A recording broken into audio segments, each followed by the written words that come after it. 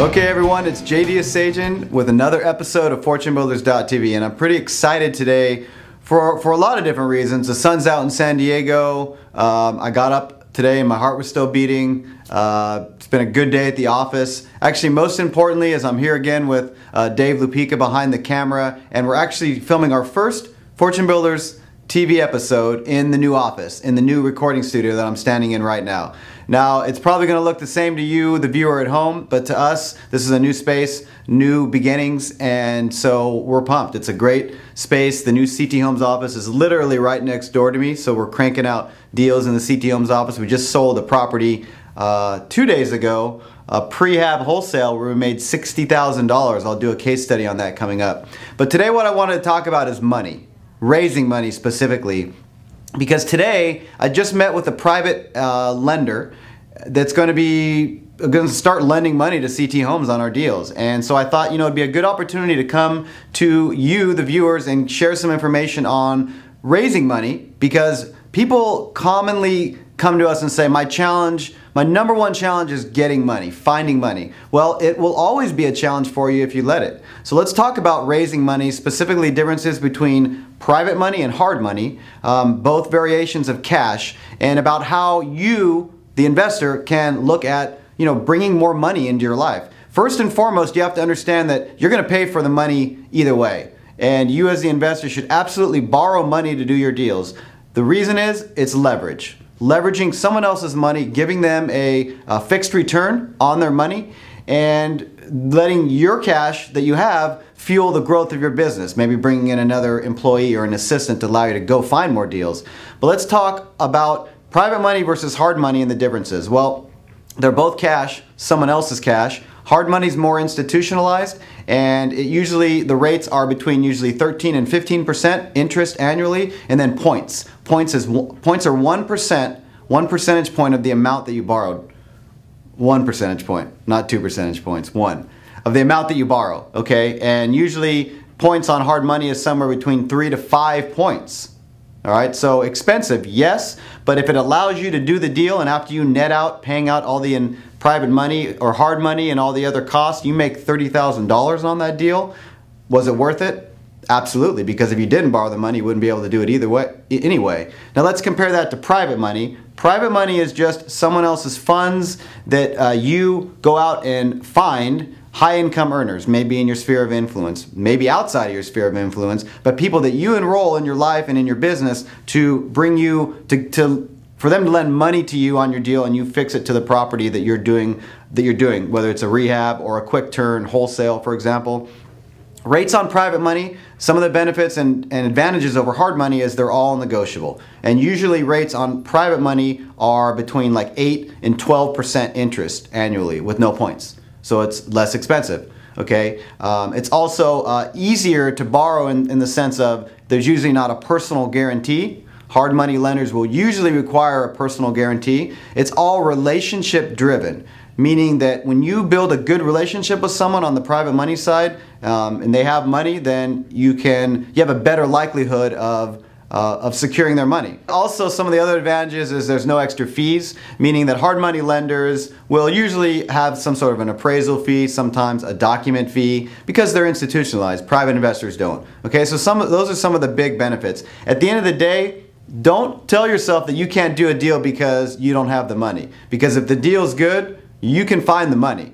And we say that all the time. This is not a no, you need money to do this business. It doesn't have to be your money, but you do need money to do this business. So private money is something that I recommend. Hard money is I recommend as well. It's just going to cost you more money. And I had these ideas coming up in my head because today as I said, I met with that lender, and I built a relationship with him over the phone. So I had a conversation with him on the phone, built a relationship. Okay, I told him why he should work with our company, because we buy properties below market value. The money that he's going to lend to us is going to be secured on the property below market value, so he's going to have a good loan-to-value situation. So these are all things that I wanted to share with you, and some of the benefits of private investor money versus hard money. Most importantly, don't be the kind of person that says, I can't do real estate because I don't have $200,000 in the bank, or I don't have $100,000 in the bank. Because if you tell yourself you're right and you tell yourself you're wrong, you're right in both cases. So if you tell yourself you don't have the money and you tell yourself that you can absolutely get the money, then you're right in both cases. You just have to understand some of the differences and, more importantly, provide a good quality investment for someone to lend their money to. All right, so let's get into our deal or no deal section. Deal or no deal?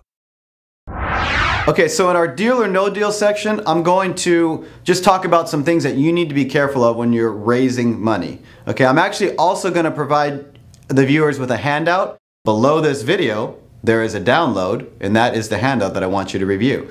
But let's talk specifically about some words of caution. And SEC guidelines, Security and Exchange Commission guidelines, dictate that you as an investor cannot advertise guaranteed rates. So if you put an advertisement online or on the internet, let's say, which is online, right? Same thing. If you put an ad out there that says guaranteed rates, you can get in a lot of trouble. You cannot guarantee rates. You can offer a fixed return. There's a difference. The fixed return on your investment is 12% annually. It's different than saying I guarantee that you'll make 12%, because there's no guarantees in life, right? And certainly in real estate. So don't guarantee returns. You can offer fixed returns. The other thing that's very important is that you cannot pool money. What I mean by that is you cannot, from SEC guidelines, unless you're licensed properly, cannot take $10,000 from Uncle Joe, $5,000 from Aunt Sally, $50,000 from your brother Timmy, and put it all together in a pot and then go buy something with it. That's in the SEC, in Security and Exchange Commission's eyes, illegal. What you can do is you can take one person's money and secure it with documents on a property. You can also, and I don't recommend doing this beyond two people, take, for example, two persons' money. Take maybe $100,000 from one person, secure it with the same documents as you would the second person's money to maybe cover the rehab, and secure it with the right documents. Now you're going to have a lender in first position, you're going to have a lender in second position. So you need to understand that, okay? So there's some differences and some guidelines that the SEC puts in front of us that I want you to be careful of. All right, I've actually outlined them in the handout below this video. Last and certainly not least, I want to get into our quote of the week. Quote of the week. All right, so in our quote of the week, keep it pretty simple today. What your mind can perceive, you can achieve. What your mind can perceive, you can achieve. I'm not exactly sure who said that quote. I probably should have looked that up before I came on camera, but maybe if Dave gets fancy, he'll flash it below the screen here. But what that means to me when I think of raising money and when I'm teaching it to you is that you have to be confident when you walk into an interview or an appointment with someone to raise money, that you are not asking them for money, you're offering them an opportunity to make money. There's a difference. When you feel like you're asking for something, many times your posture is different and you're less confident, you look down. But when you have an opportunity for someone to make money, meaning a fixed return secured against real estate, then you stand tall, you stand proud, you look more confident. So if you go into it with that mindset, you'll have a different outcome. You know, you can almost look at it as like a paradigm shift in the way that you operate when you go ask to raise money from someone.